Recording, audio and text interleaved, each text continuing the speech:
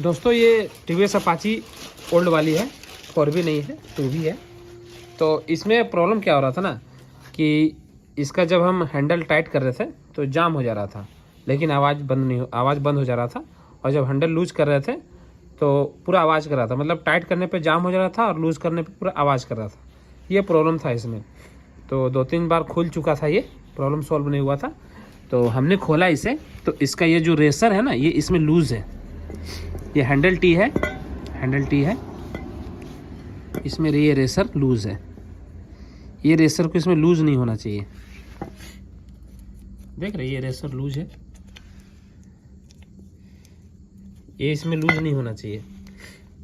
देना कुछ निकालेंगे इसको।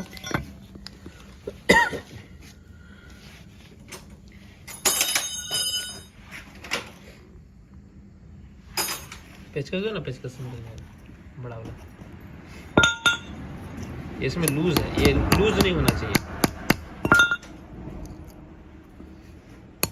मैं आपको दिखा रहा हूँ इसका बॉडी निकाल कर।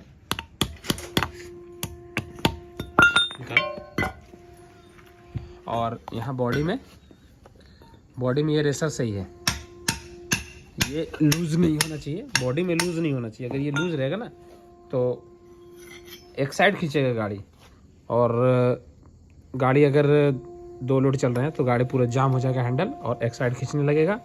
और अगर आप इसे लूज़ करोगे तो ये पूरा गट गट गट गट पूरा आवाज़ करेगा हैंडल, और टाइट करोगे तो पूरा जाम हो जाएगा। मतलब कि ये सही नहीं रहेगा। हैंडल में आपका बीमारी हमेशा रहेगा। तो इसका ये जो फेस है ना, ये फेस घिस जाता है। इसका ये जो फेस है, जिस जगह पर रेसर बैठता है ना, ये घिस जाता है। इसे हम दाग मारकर या वेल्ड करके इसे जाम कर सकते हैं। ये रेसर को अगर हम यहाँ वेल्ड कर दें, पीतल वेल्डिंग चाहे कुछ भी करा दे, तो ये जाम हो सकता है। लेकिन ये टेम्प्रोरी उपाय है इसका परमानेंट उपाय के लिए आपको रेसर चेंज करना पड़ेगा।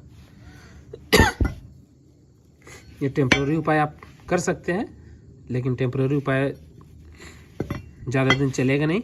इसके लिए आपको ये पूरा टी चेंज करना पड़ेगा। ये टी हम लेकर आए हैं, इसमें टी चेंज करेंगे।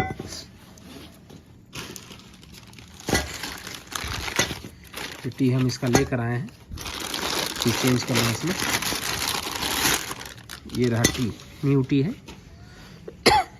रेसर लगा हुआ है इसमें, सिर्फ एक ही पीस रेसर रहता है इसमें, बाकी ऊपर का रेसर नहीं। मतलब टी में जो रहता है वो सब लगा हुआ है।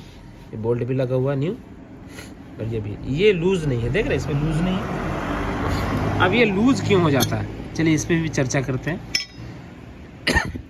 ये लूज इसलिए हो जाता है ना कि बहुत से लोग लोकल रेसर ठोक देते हैं इसमें। तो लोकल रेसर का क्या होता है ना कि ये जो नाप होता है, ये बीच वाला, ये किसी का कम रहता है ना, तो ये ठोकने पर इसका ये जो घाट है वो काट देता है।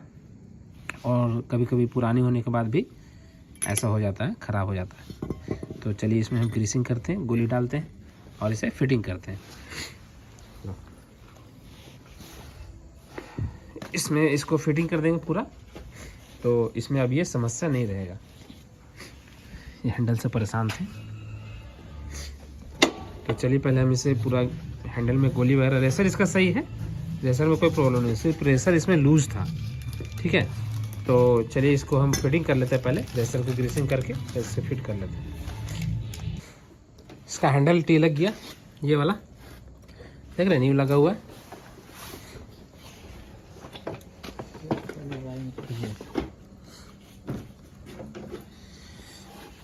इसका हैंडल अब फ्री होगा, फिर हैंडल फ्री है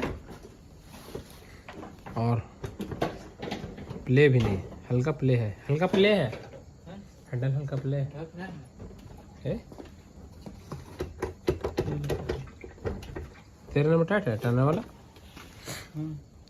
हल्का ढक है, कर देना उसको टाइट ना, ढकना है।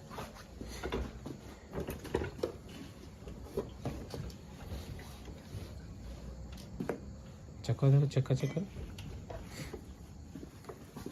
तो ये टी लगाने से प्रॉब्लम सॉल्व हो गया, और अब ये प्रॉब्लम नहीं होगा। टी आपका ख़राब था इसलिए ऐसे हो रहा था। तो टी में या चेजिस में रेसर लूज नहीं होना चाहिए, लूज होगा तो दिक्कत होगा। ये रेसर ये लूज नहीं होना चाहिए, लूज रहेगा तो टाइट करने पे पूरा टाइट हो जाएगा और लूज करने पे ढक ढक आवाज़ करेगा और अनबैलेंस चलेगा गाड़ी। लूज रहेगा तो भी अनबैलेंस चलेगा, कभी कभी लगेगा एक साइड खींच रहा है। तो ये प्रॉब्लम से अगर बचना चाहते हैं तो ये जरूर चेक करवाएं हैंडल टी, इस गाड़ी के लिए, इस गाड़ी नहीं सभी गाड़ियों के लिए ये प्रॉब्लम अगर हो तो यही चेक करवाएं, नहीं तो रेसर से भी प्रॉब्लम होता है। ठीक है दोस्तों, मिलते हैं अपने अगले वीडियो में कुछ ऐसी जानकारी के साथ। तब तक के लिए नमस्ते, धन्यवाद, जय हिंद।